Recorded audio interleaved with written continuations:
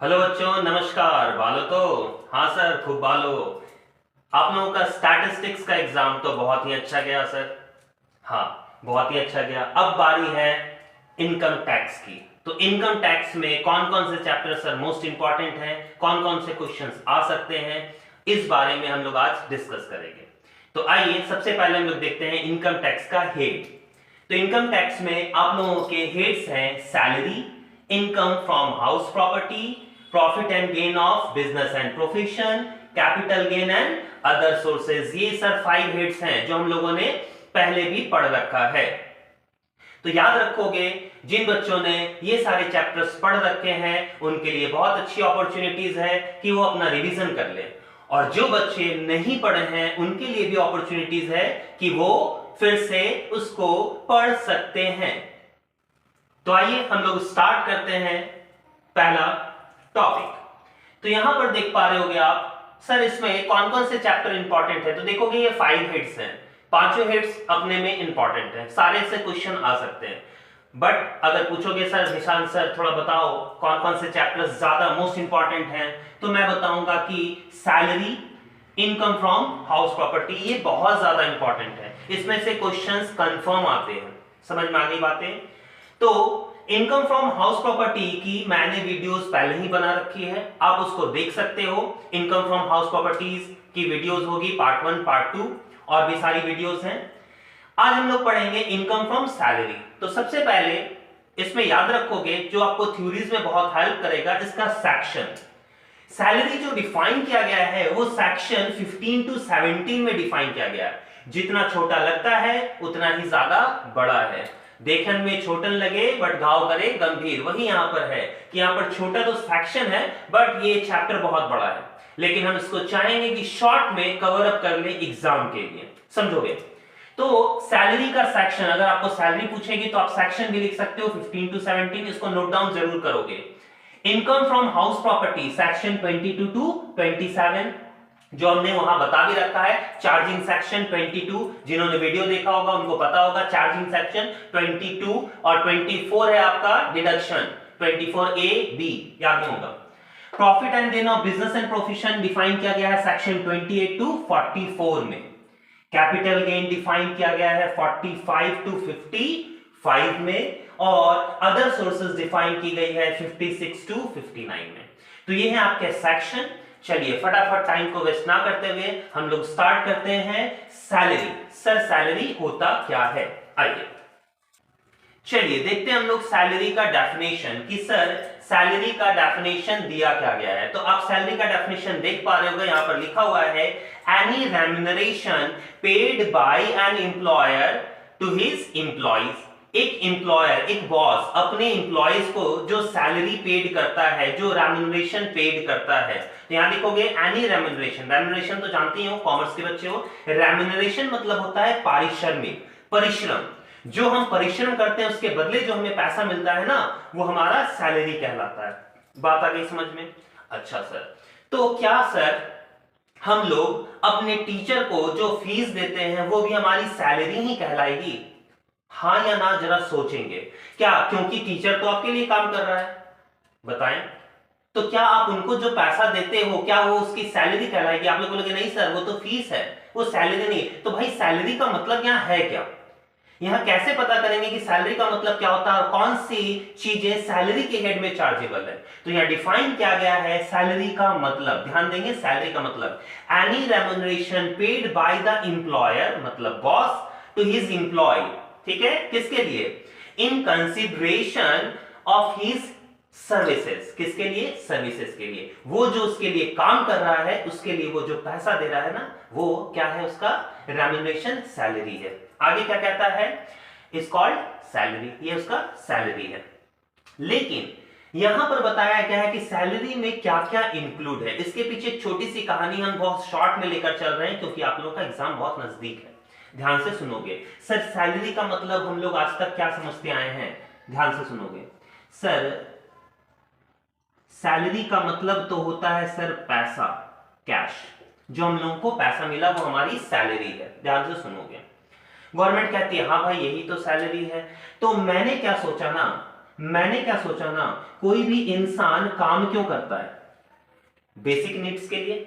हमको क्या चाहिए? रोटी, कपड़ा और मकान। मुझे चाहिए रोटी, कपड़ा और मकान। मैंने सोचा कि अगर मेरा बॉस मुझे सैलरी दे रहा है तो वो मेरी सैलरी हेड में टैक्सेबल हो जाएगी। तो मैंने एक दिमाग लगाया और अपने बॉस से कहा कि बॉस सुनो, मैं काम करता हूं तुम्हारे यहां रोटी, कपड़े और मकान के लिए, तुम एक काम करो, मुझे कैश मत दो, मुझे क्या दे दो? तुम मुझे फूड, खाने के लिए फूड आइटम दे दो। मान लीजिए सपोज कि हमारी सैलरी जो मेरा बॉस मुझे देता है वो कितना देता है? सपोज कर लेते हैं 1,00,000 रुपए, सपोज कर लीजिए। तो मैंने बोला कि खाने में मेरे 20,000 रुपए खर्च हो जाते हैं, तुम एक काम करो 20,000 का खाना ही मुझे दे दो, ठीक है? मैं क्लोथ्स खरीदता हूं, क्लोथ्स में मेरे 30,000 रुपए खर्च हो जाते हैं। एजुकेशन एजुकेशन में मेरा और 20,000 रुपए खर्च हो जाता है। बाकी मिसलिनियस एक्सपेंसेस भी हो जाते हैं बहुत सारे, मान लीजिए 30, 20, 50, 70 और ले लेते हैं और 20,000 मिसलिनियस एक्सपेंसेस। तो मैंने बोला क्या करो तुम, मुझे खाना दे दो, मुझे कपड़े दे दो, मुझे एजुकेशन, मेरे बच्चों का फीस तुम ही भर दो, और मिसलिनियस एक्सपेंसेस जो भी छोटा मोटा होता है, घूमने फिरने का, मूवी का टिकट वगैरह सब तुम खरीद के दे दो। तो मेरा टोटल आप सामान मुझे दे दो 90,000 रुपए का। तो अगर मैं 90,000 इसमें से निकाल दूं तो बॉस मुझे सैलरी कितना देगा? ओनली 10,000 रुपए देगा। तो मैं गवर्नमेंट को कह दूंगा कि भैया गवर्नमेंट सुनो, मुझे सैलरी तो सिर्फ 10,000 मिलती है, तुम 10,000 पे टैक्स ले लो, और मैं 90,000 रुपए का टैक्स बचा लूंगा। कैसे सर? क्योंकि सैलरी का मतलब अभी तक हम लोगों ने क्या सोचा है और क्या समझा है? सैलरी का मतलब होता है कैश, ठीक, कि जो भी कैश हम लोगों को मिला वो मेरी सैलरी है। तो गवर्नमेंट कहती है ऐसे चलवे ना, ऐसे चलवे ना, आपको कैश के साथ साथ जो फैसिलिटीज मिली है उस फैसिलिटीज को भी हम जोड़ेंगे और उस सबको हम सैलरी मान लेंगे। अच्छा सर, हाँ। तो यहां याद रखोगे सैलरी के लिए जरूरी क्या है? इंप्लॉयर और इंप्लॉय का रिलेशनशिप, फर्स्ट पॉइंट। दो इंप्लॉयर और इंप्लॉय का रिलेशनशिप होना चाहिए, तभी वो सैलरी हेड में टैक्सेबल होगी। दूसरा, कोई भी काइंड्स हो, आपका परक्यूसाइड्स हो, फैसिलिटीज हो, पैसा हो, कुछ भी हो, अगर इंप्लॉयर अपने इंप्लॉय को कुछ भी, कोई भी फैसिलिटीज भी देता है ना, तो वो आपकी सैलरी ही मानी जाएगी और वो जुड़ जाएगी आपकी सैलरी में। फॉर एग्जाम्पल, यहां उसने कैश दिया 10,000 और सामान दिया 90,000 का। गवर्नमेंट कहती है कोई बात नहीं, तुम्हारी सैलरी होगी 10,000 कैश प्लस 90,000 का सामान, मतलब टोटल हो जाएगा तुम्हारा कितना? 1,00,000 रुपया। अब इसी पे टैक्स दे दो। समझ में आई बात? तो याद रखेंगे कि सैलरी का मतलब सिर्फ और सिर्फ कैश नहीं माना जाता। सैलरी का मतलब इनकम टैक्स हेड में माना जाता है कि एक एम्प्लॉयर अपने एम्प्लॉयज को उसके सर्विसेज के लिए कोई भी चीज दे, वो कैश हो, काइंड्स हो, व्हाटएवर, कुछ भी हो, वो सारी क्या मानी जाएगी? सैलरी मानी जाएगी। ठीक है, तो सैलरी का डेफिनेशन तो आपको याद ही हो गया होगा। Any remuneration paid by the employer to his employees, किसके लिए? In consideration of his services, ठीक है ना, इज कॉल्ड सैलरी। सिंपल शब्दों में समझ में आ गया? आगे बढ़ते हैं। तो सर सैलरी में जुड़ेगा क्या क्या? आइए देखते हैं सैलरी में क्या क्या जुड़ता है। सर सैलरी में यहां क्या क्या जुड़ता है, तो याद रखोगे सैलरी का मतलब यहां है basic plus allowances plus perquisites. Sir basic क्या है वो समझोगे, देखिए शॉर्ट नोट्स में आ सकता है बेसिक सैलरी क्या है, ठीक है, या अलावेंसेस क्या है, इसके भी क्वेश्चन आ सकते हैं। देखिए अभी हम लोग डील करेंगे अलावेंसेस क्या है, परक्यूसाइड्स क्या है, उसके बाद आपका जो डील होगा वो taxable allowance, fully taxable allowance, partly taxable allowance, ये मैं सारा डील कर दूंगा और ये क्वेश्चन जरूर आएगा कि अलावेंसेस क्या है और फुल्ली टैक्सेबल या पार्टली टैक्सेबल या कौन कौन से हैं वो डिफाइन करने के लिए। ठीक है, तो हम ये सारा डील करेंगे, तो बहुत ध्यान से वीडियोस देखोगे, एक बार आप पढ़ लोगे वो सारा रिकॉल हो जाएगा, एग्जाम में अच्छे से बना के आ सकते हो। ठीक है, ध्यान से देखोगे। सुनिए सर बेसिक क्या होती है, ये कहानी मैं सुनाता हूं। सपोज मैं हूं ए और मेरा एक दोस्त है बी, ठीक है, हम दोनों एक ही क्लास में एक साथ पढ़ते हैं। ठीक है, हम लोगों ने सेम क्वालिफिकेशन से पास आउट किया, सपोज दैट सेम परसेंटेज है। उसके बाद हमने अप्लाई किया एक बैंक में हमारी जॉब लग गई, सारा सेम पोस्ट पर, मैं भी क्लर्क हूं वो भी क्लर्क है, सपोज कीजिएगा। मान लीजिए कि मैं धनबाद में काम कर रहा हूं, ठीक, और मेरा जो दोस्त है वो दिल्ली में है, ठीक है। मेरी सैलरी मान लीजिए कि 30,000 रुपए है, तो क्या मेरे दोस्त जो दिल्ली में काम करते हैं उसकी भी सैलरी 30,000 होगी या ज्यादा होगी? सर ऑब्वियसली ज्यादा होगी, ठीक। मान लीजिए उसकी सैलरी कितनी है? 50,000। अब मुझे बताइए ये नाइंसाफी है या नहीं है? हाँ सर है। आप दोनों जब सेम क्वालिफिकेशन से पास आउट होकर सेम जॉब कर रहे हो, सेम पोस्ट पर हो, तो दोनों की सैलरी में अंतर क्यों? सर ऐसा अंतर क्यों? मैं गया बॉस के पास और मैंने बॉस को बोला कि ऐसा पक्षपात क्यों करते हो सर मेरे साथ, मुझे 30,000 और मेरे दोस्त को 50,000। तो उसने मुझे बताया कि सुनो बांगड़ू, ऐसी बात नहीं है। तुम्हें जो 30,000 मिल रही है ना, सुनो, तुम्हें बेसिक सैलरी बेसिक मिलती है 20,000 रुपए, ठीक, और साथ ही साथ मिलता है डियरनेस अलाउंसेस 10,000 रुपए। मैंने पूछा सर ये बेसिक क्या है? ये कहता है बेसिक सबका सेम है, तुम्हारे दोस्त का भी बेसिक जो है ना वो सेम है 20,000 रुपए, क्योंकि तुम दोनों एक ही पोस्ट पर काम करते हो, तो बेसिक सबका तुम्हारे पोस्ट में जितने भी लोग होंगे सबका सेम होगा। तो मैंने पूछा सर ये डियरनेस अलाउंस क्या है? ये कहता है अलाउंसेस है। मैंने पूछा अलाउंसेस मतलब? उसने बताया अलाउंसेस का मतलब होता है कि अगर तुम मेरे यहाँ काम कर रहे हो तो मैं तुम्हें कुछ भी फैसिलिटीज के लिए कुछ एक्स्ट्रा पैसे दूं। मैंने बोला मतलब सर डीए का मतलब? कि उन्होंने बताया डीए का मतलब होता है डियरनेस अलाउंस। डियरनेस अलाउंस का मतलब महंगाई भत्ता, महंगाई। वो कहता है तुम धनबाद में रहते हो ना, तुम्हारी महंगाई जो है वो 10,000 है, लेकिन वो दिल्ली में रहता है, वहां की महंगाई ज्यादा है, इसलिए उसका जो डीए मिलता है ना वो तुम्हारे 10,000 है और उसका जो है वो 30,000 है, क्योंकि यहां का 3 गुना महंगाई दिल्ली में।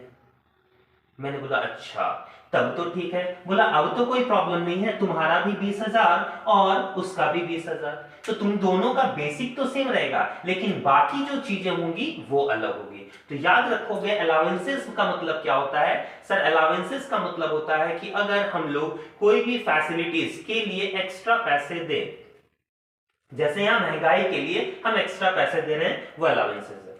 अच्छा मान लीजिए कि इनका जो घर है वो ऑफिस से बहुत दूर है। अब ये कहता है कि सर 20,000 और 30,000 में काम नहीं चलता, अब कुछ और पैसे बढ़ाइए मेरे। तो वो कहता चलो ठीक है मैं बढ़ा देता हूं तुम्हारा, लेकिन क्यों बढ़ाऊं? ये कहता है ट्रैवल करने के में बहुत प्रॉब्लम होती है सर, ट्रैवल करने में बहुत प्रॉब्लम होती है सर। तो लो भाई ट्रैवलिंग अलाउंस बढ़ा दिया मैंने, ट्रैवल करने के लिए मैं तुम्हें एक्स्ट्रा पैसे दे देता हूं। समझोगे? जब भी एक्स्ट्रा एक्टिविटीज के लिए एक्स्ट्रा पैसे मिले वो क्या कहलाता है? अलाउंसेस। बेसिक चेंज नहीं होगा, बेसिक सेम रहेगा, चेंजेस क्या होगा? बाकी चीजें चेंजेस होगी। मैंने बोला सर खाने के लिए कुछ दे दो, खाना बहुत भूख लगी है, खाने के लिए कुछ दे दो। ये कहता है ठीक है ले लो टिफिन अलाउंस, खाने के लिए पैसे ले लो। तो कोई भी फैसिलिटीज के लिए अगर पैसा मिल जाए तो उसको हम लोग अलाउंसेस का नाम कहते हैं। ये कहता है मेरे पास सर घर नहीं है, मेरा इतने में गुजारा नहीं होता, मेरा रेंट में ही सारा पैसा चला जाता है, तो मैं क्या करूं? वो कहता है ठीक है मैं तुम्हें घर तो नहीं दे सकता लेकिन घर का किराया दे सकता हूं, लो फिर से पैसे ले लो, that is house rent allowance, HRA। समझ में आ गई बात? तो यहां पर क्या है सर? बेसिक जो पोस्ट का सेम होता है, अलाउंसेस मतलब फैसिलिटीज के लिए पैसे देना, ठीक। सर परक्यूसाइट्स क्या होता है? परक्यूसाइट्स का मतलब याद रखोगे कि आपको पैसे ना देकर फैसिलिटीज ही दे देना। जैसे आपने देखा होगा रेलवेज को क्वार्टर मिलते हैं, रहने के लिए घर मिलता है, वो फैसिलिटी ही दे दिया। अच्छा ट्रैवल करने के लिए ये पैसा नहीं देता, इस बार बोलता ऑफिस आना जाना है ना घर से, तुम एक काम करो ये लो कार की चाबी और कार ही रख लो तुम फैसिलिटीज ही रख लो। तो जो फैसिलिटीज दिया वो क्या कहलाएगा? परक्यूसाइट्स कहलाएगा। तो याद रखोगे आज के बाद अगर बॉस आपको कोई कार दे तो सोच समझ के ले, क्योंकि कार का वैल्यू आपके सैलरी में जुड़ जाएगा और उसका टैक्स आप ही को भरना पड़ेगा। Is it clear? समझ में आ रही है बातें? तो सर सैलरी किन किन चीजों से जुड़कर बना हुआ है? Basic plus allowances plus perquisites. Basic मतलब एक बेसिक सैलरी होती है, कितना फिक्स है तुम्हारा, बाकी एक्स्ट्रा तुम्हारी सैलरी बढ़ेगी कैसे? तो एक्स्ट्रा एक्टिविटीज के लिए एक्स्ट्रा पैसे, दैट इज अलाउंसेस, और परक्यूसाइट्स मतलब फैसिलिटीज। यहां फैसिलिटीज के लिए पैसा, यहां फैसिलिटीज, यहां घर के लिए पैसा, यहां घर, यहां आने जाने के लिए गाड़ी के लिए पैसा किराया, यहां गाड़ी। समझ में आ रही है बातें ना? तो ये दोनों हमारा जुड़ जाता है सैलरी में।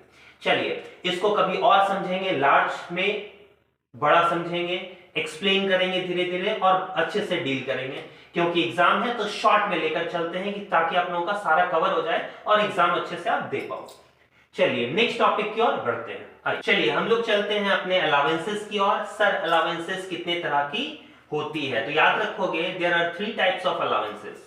ठीक है, there are 3 types of allowances. Sir कौन कौन से? याद रखोगे फुल्ली टैक्सेबल अलावेंस, पार्टली या exempt up to the specified limit. मतलब सर फुल्ली टैक्सेबल अलाउंस मतलब पूरे पे टैक्स लग जाएगा, मतलब आपको आंख बंद करना है और पूरे पे टैक्स लगा देना, कुछ सोचना ही नहीं एग्जाम में। मतलब जो जो अलाउंसेस आएंगे फुल्ली टैक्स लगाते जाना, उसमें कोई भी एग्जम्पशन कोई भी छूट नहीं मिलेगी। ठीक है सर। पार्टली मतलब कुछ पे टैक्स लगेगा, कुछ पे छूट मिलेगी। अगर 100 रुपया मिल रहा है तो 100 रुपया में 20 रुपया आपका एग्जाम हो जाएगा, 80 रुपये पे टैक्स लगेगा। पार्टली उसका रूल्स क्या है पढ़ाएंगे। और एक होता है फुल्ली एग्जम्प्ट, मतलब उस पर टैक्स नहीं लगेगा, उसमें भी आंख बंद करना है, फुल्ली एग्जम्प्ट कर देना। Is it clear? तो सबसे पहले हम लोग अलावेंसेस में पढ़ेंगे फुल्ली टैक्सेबल अलावेंस। तो पहला आप देख पा रहे होगे फुल्ली टैक्सेबल अलावेंस क्या है? डियरनेस पे एंड डियरनेस अलावेंस। मैंने अभी बताया महंगाई के लिए अगर आपको पैसा मिले तो वो क्या कहलाता है? डियरनेस अलावेंस कहलाता है, जो फुल्ली टैक्सेबल है। आपको बस आंख बंद करने हैं, पूरा अमाउंट लिख देना है। फॉर एग्जाम्पल मान लीजिए आपको डियरनेस अलावेंस 1000 रुपया महीना मिल रहा है, तो 1000 इंटू 12, क्योंकि टैक्स जो लगता है वो सालाना लगता है, तो 1000 इंटू 12 कितना हो गया सर? 12000 फुल्ली टैक्सेबल लिख देना है, आपको कुछ भी नहीं सोचना है। तो पहला हो गया डियरनेस पे and dearness allowance, that is महंगाई भत्ता।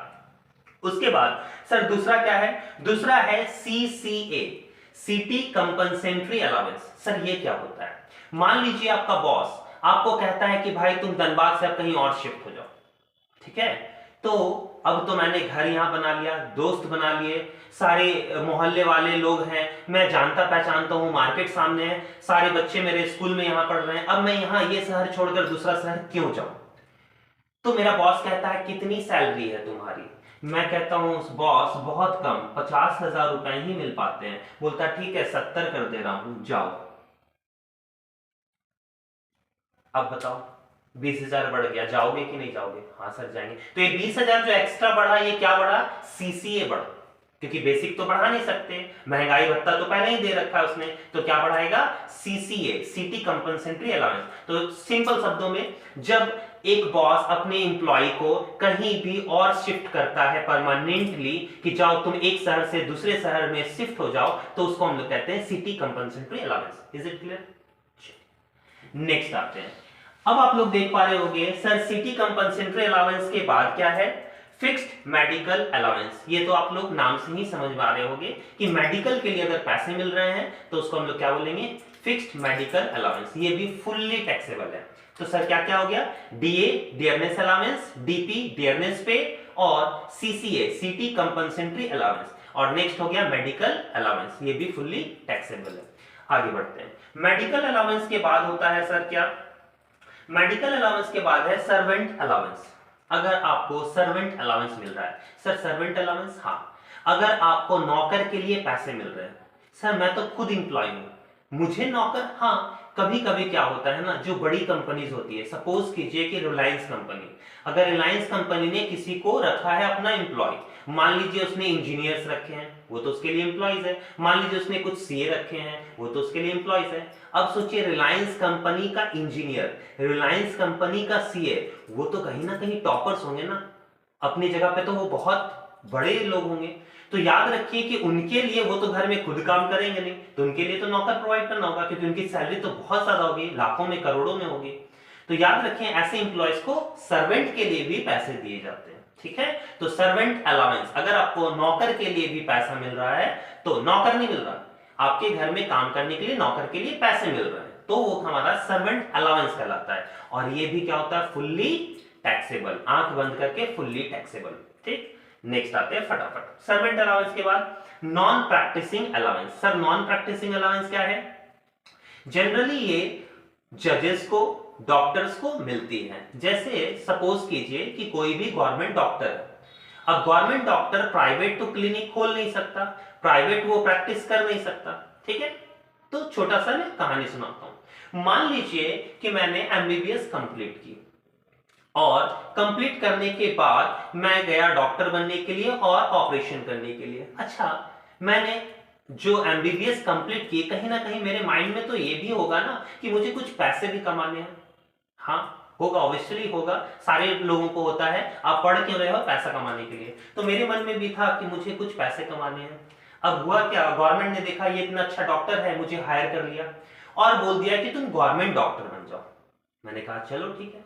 अब गवर्नमेंट डॉक्टर मैं बन तो गया, लेकिन अब क्या होगा कि अगर मैं अच्छा डॉक्टर हूं तो मेरे पास पेशेंट आएंगे, मैं अपने क्लिनिक में भी पेशेंट को देख रहा हूं, मुझे तो टाइम ही नहीं मिल रहा ना हॉस्पिटल जाने का। तो गवर्नमेंट कहती है ऐसे कैसे होगा, तुम गवर्नमेंट डॉक्टर हो, तुम गवर्नमेंट हॉस्पिटल जाओ ना, तुम अपना प्राइवेट क्लिनिक खोलोगे तो मेरे मेरे लोगों को देखोगे कैसे। इसके लिए गवर्नमेंट ने क्या किया, गवर्नमेंट ने बोला कि तुमको मैं रिस्ट्रिक्ट कर देता हूं प्राइवेट क्लिनिक चलाने के लिए। तो अब मैं रोने लगा कि भाई मैंने इतना मेहनत क्यों किया था पैसे कमाने के लिए, आप तो मुझे रिस्ट्रिक्ट कर दे रहे हो कि तुम प्राइवेट क्लिनिक नहीं खोल सकते, प्राइवेट पेशेंट को नहीं देख सकते, तो मुझे कुछ फायदा कैसे होगा, आप तो बस गिन कर सैलरी मुझे जो दोगे वही मिलेगा। तो गवर्नमेंट कहती है ठीक है, तुम्हें मैं एक्स्ट्रा पैसे देता हूं, प्रैक्टिस मत करो। तो एक्स्ट्रा पैसे मिल रहे हैं प्रैक्टिस नहीं करने के लिए, तुम प्राइवेट क्लिनिक मत खोलो, मैं तुम्हें एक्स्ट्रा पैसे देता हूं काम करने के लिए। समझ में आ गई बात है? यह है नॉन प्रैक्टिसिंग अलाउंस, काम नहीं करने के भी पैसे मिल रहे हैं। वाह जी वाह, दाम नहीं भी करने के हम लोग को भी मिलना चाहिए क्या? घर में सोए रहे, सोते सोते सोने के पैसे मिले क्या बच्चों? बोलते क्यों नहीं? ऐसा भी हो जाए आप लोगों को कि जितना घंटा जो सोएगा, बोलिए, अरे बोलते क्यों नहीं? चलिए, नॉन प्रैक्टिसिंग समझ गए, एक बार रिकॉल कर ले क्या? Dearness pay, dearness allowance, city compensatory allowance, fixed medical allowance, servant allowance, और अभी लास्ट हम लोगों ने पढ़ा नॉन प्रैक्टिसिंग अलाउंसेस। ये सारे फुल्ली टैक्सेबल हैं, सब पे टैक्स लगा दोगे। चलिए नेक्स्ट पढ़ते हैं फटाफट। इसके बाद कहता है आपका hilly area allowance. Hilly area allowance समझोगे? हिली एरिया अलाउंस, अगर आपको पहाड़ पर भेज दिया जाए, सर पहाड़ पर क्यों, वहां से तो मैं गिर जाऊंगा, आत्महत्या कर लूंगा मैं तो। हाँ भाई, पहाड़ पर मैं तुम्हें भेज रहा हूं, हिली एरिया अलाउंस। मैंने बोला मैं नहीं जाने वाला। नहीं सर नहीं, ऐसे नहीं जाएंगे। बोलता कितनी सैलरी है? मैंने बोला सर अभी तो बढ़ाकर आपने 70 की थी। बोलता ठीक है 1 लाख कर देते हैं। मैंने बोला नहीं सर ऐसा नहीं। कहता ठीक है 1,20,000 कर देते हैं। अब मेरा मुंह बंद, जाना तो पड़ेगा, चलो भैया चलते हैं। याद है? समझ में आ गया? तो याद रखोगे कि अगर मुझे हिल पे अगर शिफ्ट कर दिया जाए तो उसको हम लोग बोलेंगे हिली एरिया अलाउंस। ये भी फुल्ली टैक्सेबल है, लेकिन याद रखोगे कहां तक? सी लेवल से 1000 मीटर की ऊंचाई तक। मतलब अगर आपका जो काम है वो सी लेवल से 1000 मीटर की ऊंचाई पर है तो आपका फुल्ली टैक्सेबल। लेकिन अगर उससे ऊपर है तो कुछ एग्जम्पशन मिलेगा, क्योंकि अब उससे भी ऊपर चले गए ना, ऊपर से कहीं सर पूरे ऊपर ना चले जाए। समझ रहे हो ना? इसलिए कुछ गवर्नमेंट ने कही चलो छूट दे देता हूं, चलो थोड़ा और ऊपर बढ़ जाओ, थोड़ा और ऊपर बढ़ जाओ, चलो और छूट दे देता हूं। समझ गए? तो यहां तक अगर रहेंगे तो फुल्ली टैक्सेबल, 1000 तक, 1000 से ऊपर जाएंगे तो कुछ कुछ छूट मिलेगी, जो हम लोग आगे पढ़ेंगे। ठीक, ये हो गया हिली एरिया अलाउंस। मैं बहुत शॉर्ट में बता रहा हूं। देखो ये है चैप्टर बहुत लंबा, बहुत मजेदार भी है, लेकिन क्योंकि एग्जाम में टाइम नहीं है हम लोग जल्दी जल्दी से रिकवर कर लेंगे ताकि आप लिख लो, फिर बाद में हम लोग इसको पढ़ेंगे आराम आराम से अच्छे से। ठीक है, चलिए उसके बाद कहलाता है वार्डन अलाउंस और प्रॉक्टर अलाउंस। वार्डन समझते ही हो? वार्डन क्या होते हैं सर? गर्ल्स हॉस्टल में जो देखरेख करती है उसको वार्डन कहा जाता है। और प्रॉक्टर क्या कहा जाता है? जो भी इंस्टीट्यूशंस कॉलेजेस की देखभाल करता है उसको प्रॉक्टर कहा जाता है। तो ये अलाउंसेस अगर मिलते हैं तो वो भी फुल्ली टैक्सेबल है। ठीक है, आगे बढ़ते हैं। सर आगे क्या है? Deputation allowance. देख पा रहे होगे, डेप्यूटेशन अलाउंसेस। सर ये डेप्यूटेशन अलाउंस क्या है? डेप्यूटेशन अलाउंस का मतलब होता है जब आपका बॉस एक जगह से दूसरी जगह भेजे काम के लिए। सर आपने ये तो सीसीए में भी बताया था। हाँ, सीसीए में आपका बॉस आपको परमानेंटली भेज रहा था, एक सिटी से दूसरे सिटी। यहां पर आपको परमानेंटली नहीं भेजा जा रहा, आपको टेम्पोररी पीरियड के लिए भेजा जा रहा। तो जब आपका बॉस आपको टेम्पोररी पीरियड के लिए कहीं भेजे उसको हम लोग कहेंगे डेप्यूटेशन अलाउंसेस। ठीक है, समझ में आ गई बात। फुल्ली हम लोग ट्रांसफर नहीं कर रहे हैं, कुछ सम टाइम के लिए आपको भेज रहे हैं, फिर वापस आ जाना। ठीक, अब बाहर हम भेज रहे हैं तो आप क्यों जाओगे? जाओगे क्योंकि हम एक्स्ट्रा पैसा दे रहे हैं, और उस एक्स्ट्रा पैसे को हम लोग क्या बोलेंगे? Deputation allowances. ठीक है, आगे बढ़ते हैं। सर और क्या है? Over time. ओवर टाइम ये तो आपको सबको पता है, ज्यादा काम करोगे ज्यादा पैसे मिलेंगे, और वो ज्यादा पैसे मिलेंगे गवर्नमेंट ज्यादा टैक्स चार्ज करेगी। Is it clear? हाँ सर क्लियर है। ठीक है, and the last one is क्या है सर? Other allowance. तो अदर अलाउंस में क्या क्या आ जाता है? टेलीफोन अलाउंस, अगर आपको टेलीफोन के लिए पैसे मिले हैं, या कोई प्रोजेक्ट्स बनाने के लिए पैसे मिले हैं, या मैरिज अलाउंसेस मिला है, तो ये भी फुल्ली टैक्सेबल है। ठीक है, तो अगर आपसे पूछेगा कि अलाउंसेस क्या होती है, तो आप तो बता सकते हो कि सर फैसिलिटीज के लिए कोई भी पैसा मिले। इसके आप डेफिनेशन याद कर लोगे, बुक में डेफिनेशन दिया हुआ है। और इसमें अगर पूछा जाए फुल्ली टैक्सेबल अलाउंसेस कौन कौन से हैं, तो बता दोगे DP and DA, dearness allowance and dearness पे, ये हो गया आपका। दूसरा सर क्या है? दूसरा है सिटी कंपनसेंट्री अलाउंस, एक सिटी से दूसरे सिटी भेजेंगे वो सिटी कंपनसेंट्री अलाउंस होता है। फिर क्या है सर? फिक्स्ड मेडिकल अलाउंस, अगर हम लोगों को मेडिकल फैसिलिटीज मिल रही है तो हम लोग का फिक्स्ड मेडिकल अलाउंस होता है। फिर क्या है सर? सर्वेंट अलाउंस, अगर आपको सर्वेंट मिल रहा है तो उसके लिए आपको सर्वेंट अलाउंस होता है। Non practising allowance, sir practice नहीं करने के लिए गवर्नमेंट डॉक्टर्स को ये होता है कि प्रैक्टिस ना करे, वो होता है नॉन प्रैक्टिसिंग अलाउंस। फिर क्या है सर? हिली एरिया अलाउंस, अगर हमको हिली एरिया 1000 मीटर की ऊंचाई तक भेज दिया है तो वो होता है हमारा हिली एरिया अलाउंस। फिर क्या मिलता है sir? Warden and proctor allowance, warden और प्रॉक्टर अलाउंस, ये भी क्या है सर? फुल्ली टैक्सेबल है। उसके बाद मिलता है सर डेप्यूटेशन अलाउंस, डेप्यूटेशन एक जगह से दूसरे जगह हम लोग भेज रहे हैं लेकिन टेम्पोररी पीरियड ऑफ टाइम के लिए। ठीक है, उसके बाद क्या मिलता है sir? Over time allowance, over time extra काम करेंगे तो उसके लिए मिलेगा ओवर टाइम अलाउंस। और last one is that other allowances, जो है हमारा telephone allowance, marriage allowance, project allowance. तो ये था फुल्ली टैक्सेबल अलाउंसेस। अब आगे हम लोग पढ़ते हैं पार्टली टैक्सेबल अलाउंसेस। आइए, तो exempt up to a specified limit. Sir इसमें कुछ एग्जम्प्ट्स हैं, वो क्या है? पहला है HRA, हाउस रेंट अलाउंस, इसको शॉर्ट में बोलते हैं HRA। देखिए आपका शॉर्ट क्वेश्चन में भी आ सकता है कि HRA कैलकुलेट कीजिए। ठीक है, तो ये बहुत ध्यान से देखिए, लॉन्ग में भी आएगा आपका, क्वेश्चन में तो जरूर आएगा HRA, और आपका शॉर्ट में भी आ सकता है, तो इसको बहुत ध्यान से देख लें।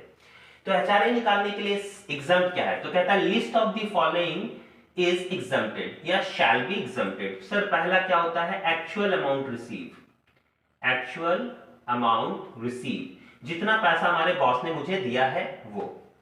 दूसरा कहता है rent paid, rent paid minus 10% of salary. ठीक, और तीसरा कहता है सर 40% और 50% ऑफ सैलरी। ध्यान से सुनोगे, 40% और 50% ऑफ सैलरी। सर एक एक करके बताएं है क्या। मान लीजिए मेरे पास घर नहीं है, मैंने बॉस को कहा बॉस 30,000 रुपए में ना मेरा खाना होता है, ना मेरा घर होता है, और ना मेरा कोई सामान होता है, तो मैं करूं क्या? मैं रेंट कैसे दूं? मेरा नहीं हो पा रहा है गुजारा। तो उसने कहा कोई बात नहीं भाई, गुजारा नहीं हो पा रहा है तो ये पकड़ो HRA। उसने बोला कि लो मैं तुम्हें एक्स्ट्रा पैसे देता हूं, एक्स्ट्रा पैसे देता हूं। कितना? रेंट के लिए वो मुझे कितना देता है? 5,000 रुपए देता है, सपोज कीजिए 5,000 रुपए महीना। तो 5,000 इंटू 12, 12×5 60, मुझे कितना मिल गया बॉस से? 60,000 रुपए एक्चुअल अमाउंट मिल गया। ठीक, अच्छा मुझे बताओ अगर आपको 5,000 रुपया बॉस देगा तो आप कितने वाले घर में रहोगे? 5,000 या उससे कम वाले? सोचोगे थोड़ा कम वाले घर में रह लेते हैं, इसमें से भी 1-2 हजार बचा लेते हैं, हाँ या ना? तो मैंने सोचा कि 5,000 तो मिल ही रहा है, चलो ऐसे घर में रह जाते हैं जहां 3,000 रुपए लगता हो। तो मैंने घर खोज निकाला 3,000 वाला। तो 3,000 इंटू 12, एक्चुअल मुझे कितना खर्चा हो रहा है? 36,000 रुपए। तो गवर्नमेंट कहती है पहले एक्चुअल अमाउंट लिखो, फिर लिखो एक्चुअली में तुमको रेंट कितना पेड हो रहा है वो, और माइनस 10% ऑफ सैलरी। यहां सैलरी का मतलब क्या है सर, ध्यान से सुनोगे, सैलरी का मतलब, इसको नोट डाउन भी कर ले। यहां सैलरी का मतलब क्या होगा, तो sir basic plus DP always plus DA. DA तभी लेना है अगर टर्म्स ऑफ इंप्लॉयमेंट या बेनिफिट्स में आए, तो लिखा हुआ रहे टर्म्स ऑफ इंप्लॉयमेंट या रिटायरिंग बेनिफिट्स या part of the salary, part of the salary लिखा रहेगा तो ही लेना है, अदरवाइज नहीं लेना है। सर बेसिक ऑलवेज लेना है, डीपी ऑलवेज लेना है, डीए में देखना है क्वेश्चन में ब्रैकेट में लिखा हुआ है कि नहीं, ये टर्म ऑफ एम्प्लॉयमेंट में आता है तो लेना है, नहीं आता है तो नहीं लेना है। और प्लस लेना है कमीशन, और लेना है कमीशन। सर कमीशन कैसे लेना है, इसमें याद रखोगे अगर फिक्स्ड परसेंटेज दिया हुआ है तो, फिक्स्ड परसेंटेज कमीशन का दिया हुआ है तो ही लेना है। जैसे कमीशन अगर 10%, 5%, 2% या फिक्स्ड परसेंटेज लिखा रहे तो ही लेना है, ठीक है। जैसे फॉर एग्जांपल मान लीजिए बॉस मुझे बेसिक सैलरी दे रहा है, ठीक है, बेसिक सैलरी कितना दे रहा है, मान लीजिए 10,000 रुपए महीना, तो 10,000 इंटू 12 मुझे कितना मिल गया, 1,20,000। प्लस वो मुझे डीपी दे रहा है, डीपी दे रहा है 1,000 रुपए महीना, तो 1,000 इंटू 12 कितना हो जाएगा, 12,000 रुपए। समझ में आ गई बात है। चलिए आगे ले लेते हैं, डीपी के अलावा मुझे कमीशन दे रहा है, ठीक है, मान लीजिए 8% कमीशन लिखा हुआ है या फिक्स परसेंटेज लिखा हुआ है, जो मेरा है मान लीजिए 8 2 10 2 1 3 1 4 4 6, ठीक है, 8 2 10 2 4 1 5 6, 28,000 रुपए मुझे कमीशन मिलता है, ठीक। चलिए तो सबसे पहले देखेंगे सैलरी कितना हो गया, बेसिक प्लस डीपी, डीपी तो ऑलवेज लेंगे, अगर डीए रहता तो यहां देखते कि टर्म ऑफ इंप्लॉयमेंट लिया है तो लेते, अदरवाइज यहां से हटा देते। और कमीशन देखेंगे फिक्स परसेंटेज, अगर ये 8% नहीं लिखा रहेगा तो इसको भी नहीं लेते, फिर इतना ही लेते, ठीक है, लेकिन यहाँ कमीशन भी है 1%, इसलिए अब उसको जोड़ते हैं। 8 2 10, 2 2 4 1 5 और 1 6, 1 1 2, कितना हो गया सर 2,60,000 रुपए हो गए। अब कहता है 10% ऑफ सैलरी, सैलरी का 10% ले लो, तो सैलरी का अगर हम 10% लेंगे तो 2,60,000 का 10% कितना हो जाएगा सर, 26,000। तो 36,000 में से 26,000 माइनस करोगे कितना बच गया, 10,000। फिर से एक बार मैं रिपीट कर दूं, ध्यान से सुनोगे, बहुत ध्यान से। एक्चुअल अमाउंट रिसीव, बॉस ने मुझे दिया 5,000, 12 25 60 हो गया। मैं ऐसे घर में जाके रह जाता हूं जहां मुझे एक्चुअली में किराया 3,000 लगता है, तो 3,000 into 12 36,000 rent paid actual amount minus 10% of salary, मेरी सैलरी का 10% लेना है, ये फिक्स्ड है ऑलवेज। सैलरी में क्या क्या जोड़ना है हमको, बेसिक, डीपी ऑलवेज, डीए अगर टर्म ऑफ एम्प्लॉयमेंट में आएगा तो, अदरवाइज नहीं। कमीशन अगर फिक्स्ड रहा तो लेंगे, अदरवाइज नहीं। तो टोटल हो गया 2,60,000, 10% 26,000 हो गया। लास्ट आता है 40% और 50%, इसको भी स्टार बना के नोट डाउन करें।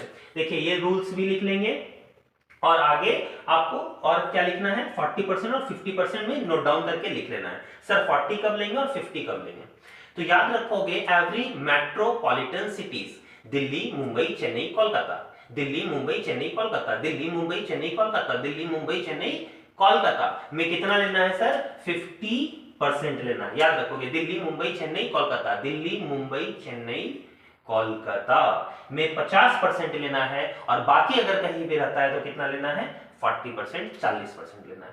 मान लीजिए मैं दिल्ली में रहता हूं, तो दिल्ली में रहता हूं तो कितना लूंगा, 50%, धनबाद में रहता हूं तो कितना लूंगा, 40%। समझ में आ रही बात है। तो अलग अलग जहां भी रहेगी सिटीज में उसके अकॉर्डिंग लेंगे। तो कोई भी मेट्रोपॉलिटन सिटीज है, दिल्ली मुंबई चेन्नई कोलकाता 50%, बाकी सब जगह पे 40%। तो मान लीजिए मैं दिल्ली में रहता हूं तो कितना परसेंट लग जाएगा, 50%। तो मेरी सैलरी है 2,60,000, उसका 50% 1,30,000। Which ever is list, sir तीनों में कम कौन है, 10,000, तो ये अमाउंट मेरा हो गया एग्जम्प्ट, इस पे टैक्स नहीं लगेगा।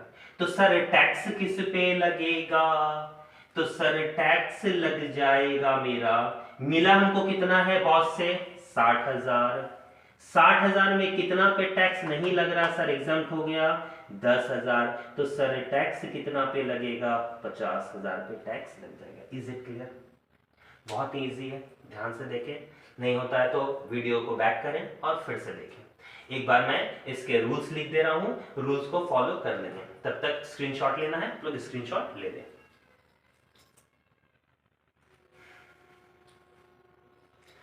चलिए, इसका रूल्स मैं फिर से लिख दे रहा हूं आपको, ताकि आपको प्रॉब्लम ना हो। तो इसका रूल नोट डाउन करोगे क्या सर, कैसे लिखें और कैसे ना लिखें? तो कैसे लिखोगे, ये कैसे बताएं, कैसे लिखोगे? लिखिए, एक्चुअल अमाउंट रिसीव, पहला जो भी पैसा मिलेगा। दूसरा sir rent paid, rent paid जितना का मैं घर पे रहता हूं वो माइनस 10% ऑफ सैलरी, और सैलरी का मतलब सर ये हो जाएगा प्लस तीसरा 40% और 50% ऑफ सैलरी। सर तीनों में से जो कम हो जाएगा वो हमारा एग्जम्प्ट हो जाएगा। सर 40% कब लेंगे और 50% कब लेंगे? तो याद रखें 50% कब लेंगे? हाँ, दिल्ली, मुंबई, चेन्नई, कोलकाता, कितना लेंगे? 50%। बाकी कहीं भी रहे कितना लेंगे? 40%। समझ में आ गई? मोस्ट इंपॉर्टेंट पॉइंट ध्यान रखें इसमें, एक last but not the least. Sir अगर ऐसा हो जाए कि बॉस मुझे 5,000 रुपए मतलब 60,000 रुपए सालाना का दे रहा है, और मैं क्या करूं, चोरी छिपे जाकर मैं अपने ही घर में रह जाता हूं, या मैं कोई किराए का घर ही नहीं लेता, मैं अपने मौसी के, फुफ्फा के, चाचा के, भैया के, दादा किसी के घर में जाके रह जाता हूं, ऐसी कंडीशन में क्या होगा सर? तो याद रखोगे ऐसी कंडीशन में आपको जितना 60,000 मिला है वो फुल्ली टैक्सेबल हो जाएगा, वो फुल्ली टैक्सेबल। अगर आप किराए के घर में नहीं रहे तो आपका कोई खर्चा ही नहीं हुआ पैसा, और खर्चा नहीं हुआ तो मतलब सारा का सारा पैसा आपका टोटल इनकम हो गया, और टोटल इनकम हो गया मतलब उस पर टोटल टैक्स लग जाएगा। ठीक है, बात आ गई समझ में? ध्यान रखेंगे, अगर हम किराए के घर में रहेंगे तो ये प्रोसीजर होगा, किराए के घर में नहीं रहते हैं तो, या ऐसे घर में रहते हैं जहां किराया भी नहीं लगता है, मकान मालिक बहुत दयालु है, फ्री में हमको रहने के लिए दे दिया, तो भी यही कंडीशन अप्लाई होगा कि वो फिर इतना तामझाम नहीं करेंगे, फिर डायरेक्टली जितना मिला है वो फुल्ली टैक्सेबल हो जाएगा, क्योंकि खर्चा ही नहीं हुआ। समझ में आ रही है बातें? तो ये था हमारा हाउस रेंट अलाउंस। ठीक है, ऐसे धीरे धीरे करके हम लोग सारे चीजों को पढ़ लेंगे, बहुत ज्यादा बर्डन लेने की जरूरत नहीं है। आप लोग ब्रेक ले लें, पानी पी लें, मैगी खा लें, डांस कर लें, क्योंकि अभी चैप्टर बहुत लंबा चलने वाला है। तो इसके लिए हम लोग आज इस वीडियो को यहीं पे स्टॉप करते हैं, और बाकी हम लोग मिलते हैं अपने नेक्स्ट वीडियो में इसके आगे के पॉइंट्स के साथ, जो काफी ही इंपॉर्टेंट है और काफी मजेदार भी है। इसको सीख लीजिए, सैलरी से एक लॉन्ग क्वेश्चन आएगा जो आप आसानी से बना सकते हो अगर ये कॉन्सेप्ट देख लिए तो। उसके बाद मैं इंपॉर्टेंट और बता दूंगा कि सर कौन कौन से क्वेश्चंस भी देख लिए जाएं, किस टाइप के क्वेश्चन देख लिए जाएं। तब तक के लिए धन्यवाद, बाय।